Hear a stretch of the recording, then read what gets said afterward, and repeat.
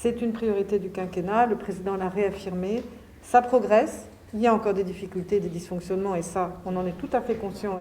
Et la liste est longue. Pénurie d'orthophonistes ou encore refus de prise en charge des enfants à la cantine ou en récréation. Voilà le quotidien des parents d'élèves autistes venus rencontrer la secrétaire d'État ce matin. Mais ce qui dérange le plus ici, c'est la difficulté de se faire entendre. Se présentant comme des lanceurs d'alerte, certains de ces parents ont dû interpeller jusqu'à 5 fois leur médecin pour qu'un diagnostic soit entamé. Je pense qu'il faut que les médecins écoutent les parents.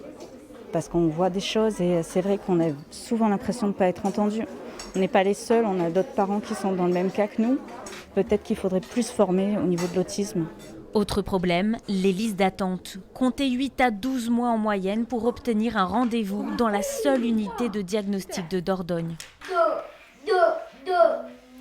Une fois le diagnostic posé et l'enfant pris en charge dans un établissement spécialisé, arrive la question des intervenants.